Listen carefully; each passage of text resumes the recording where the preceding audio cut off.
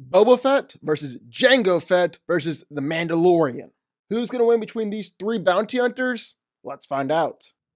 What's up, guys? I'm Daniel. This is DanCo. Thank you so much for watching the channel. Make sure you go ahead and hit that like button, the subscribe button, and turn notifications. More videos like this one every week.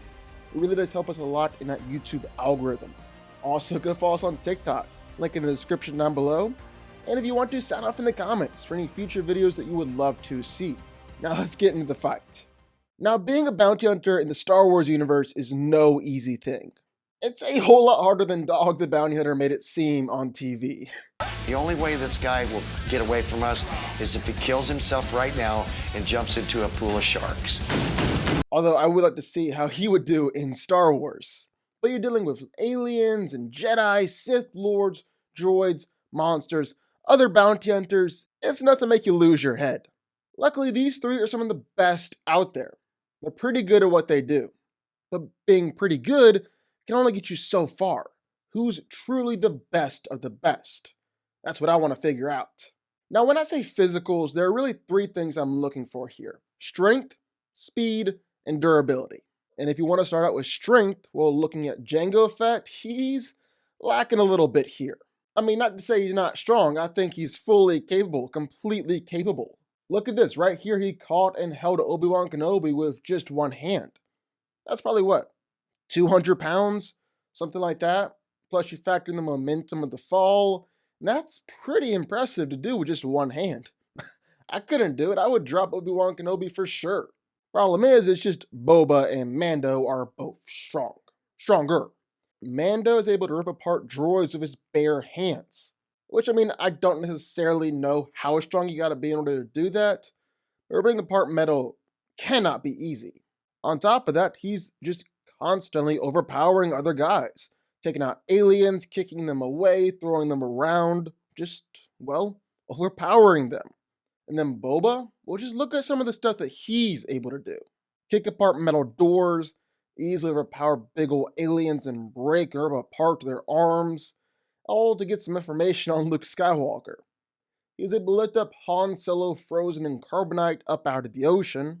He's overpowered and choked out a big alien behemoth with a metal chain. Then there was simply the fact that Boba managed to dig and crawl his way out of the Sarlacc pit. Okay, so there are basically two things to look at here.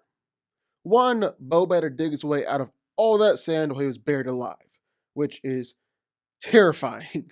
Seriously, one of my biggest fears. But Boba did it, and that's no easy thing. Sand weighs 100 pounds per cubic foot.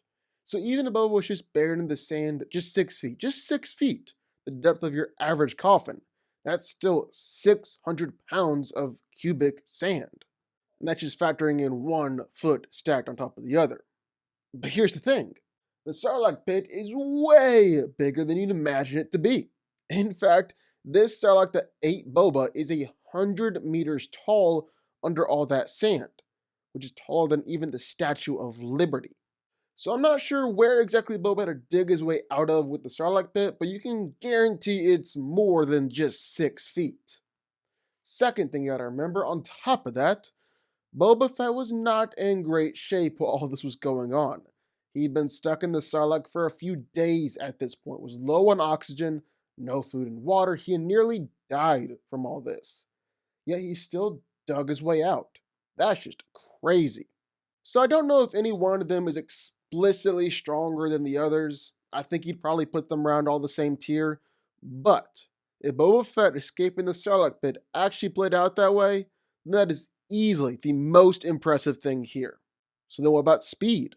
Well, all these guys have been able to dodge laser blasts before. We've seen that play out. They're usually doing it by flying around on their jetpacks. They've all been able to regularly outdraw and basically outduel other gunmen along the way, too. The problem is, how in the world do you compare all of that? I mean, whenever one of these bounty hunters are in a gunfight, they're usually killing whoever's in the other end of the blaster. So it's not like Jango and Mando are fighting the same people, so it's not like you can base how fast they draw their guns on all of that. You know? Actually, you might not know. Hearing myself say that out loud, that doesn't really make any sense. My point is, it looks like they're probably equal in speed too. And besides, I don't think it really matters. Laser blasts themselves don't really matter when you're wearing Beskar armor. And both of these armors are made out of Beskar. And yeah, I said both. Just 2 sets of armor, not 3. Jango and Boba Fett shared the same set of armor.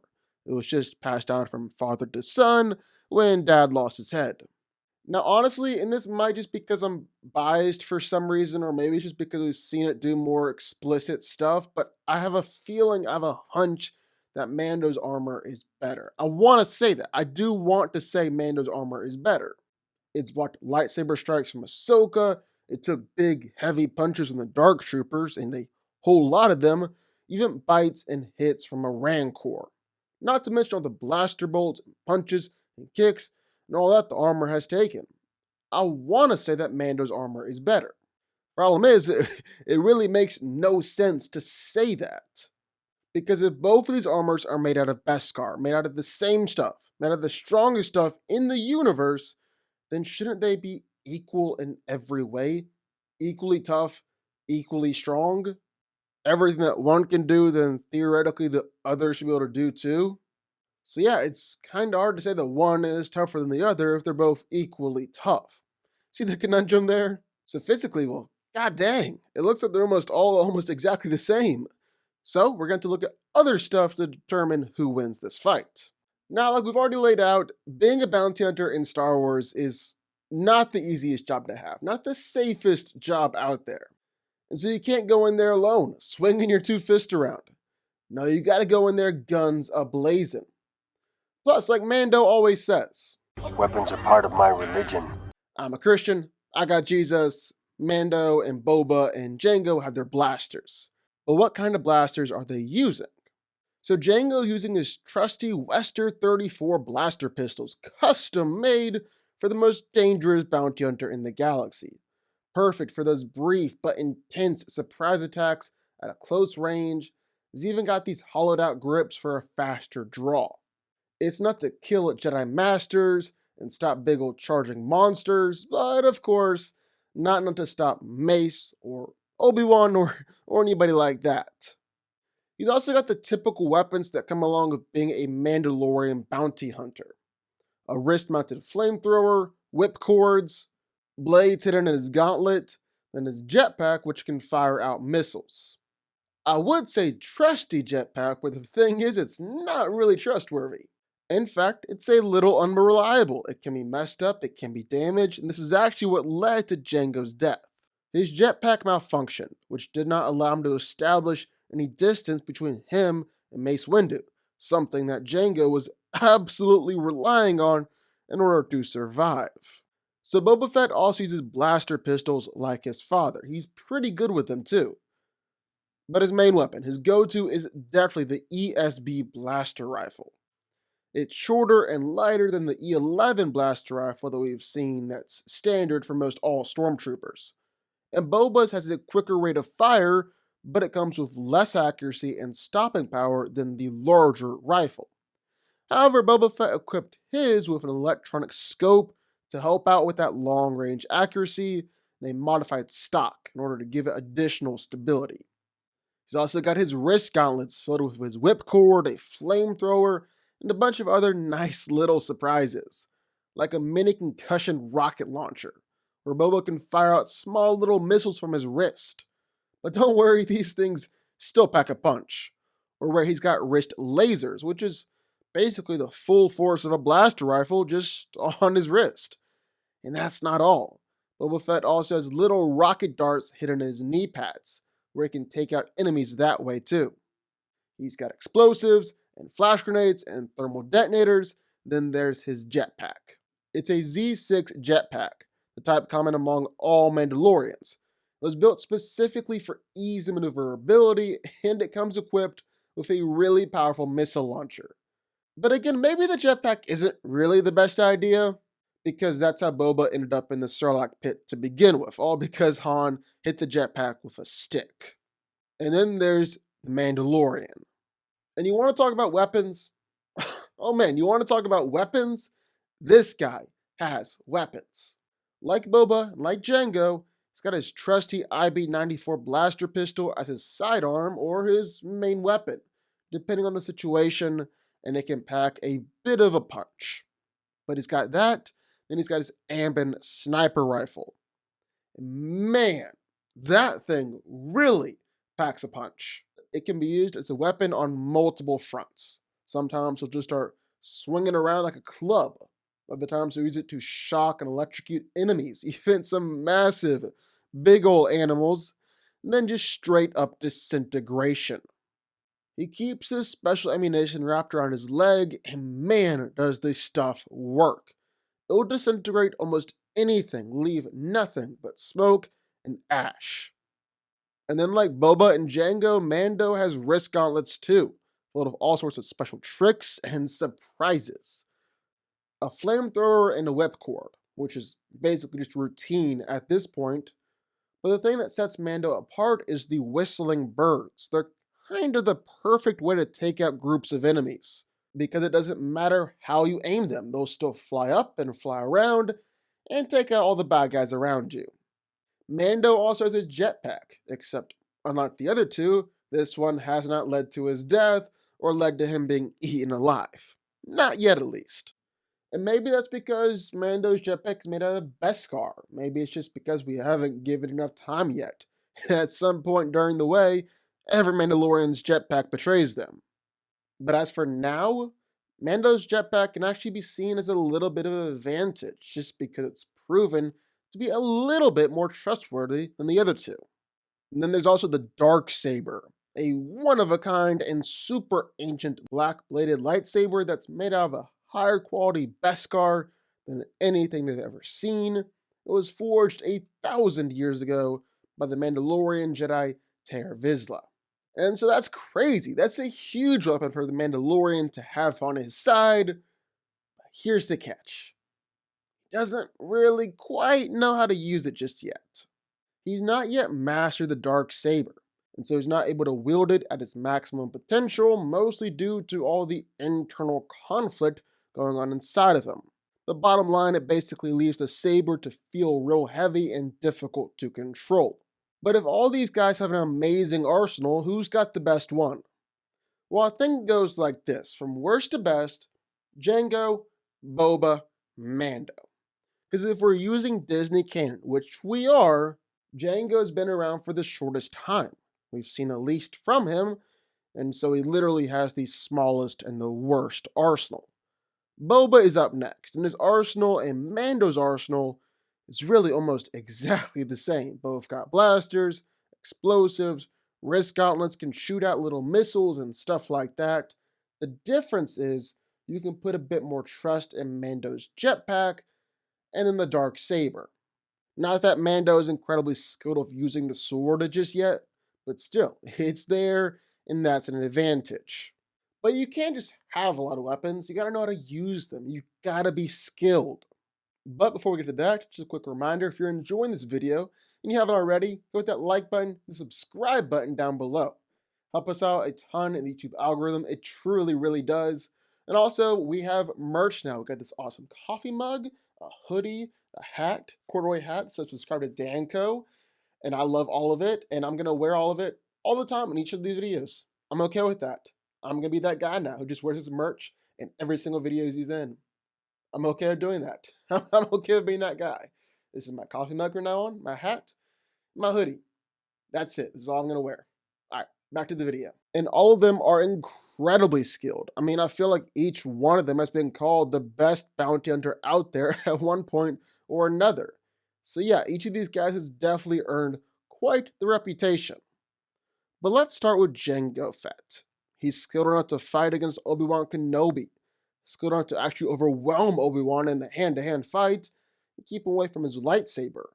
He tried to do the same thing to Mace Windu, although it didn't really work out. He did manage to kill Jedi Master Coleman Trebar though, gun him down. But also, can we be honest? Can we be honest with each other? Because what in the world was going on when Jango tried to assassinate Padme? Like, you want to kill Padme. Okay, let's go from there. So you hire the guy who's supposed to be the best bounty hunter in the galaxy. Good move. Nice hire. Only the thing is, he instantly outsources the job to another bounty hunter. I guess killing a senator is below him or something. And then she doesn't do it either, but she outsources it to two little worms. And then when they can't kill Padme, because they're worms, Anakin and Obi-Wan chase down that bounty hunter, go after her. And you might be thinking here, oh, so this was the plan all along. Go hire another bounty hunter, then when she fails, the Jedi chase after her, then he can go in there and kill Padme without having to worry about the Jedi.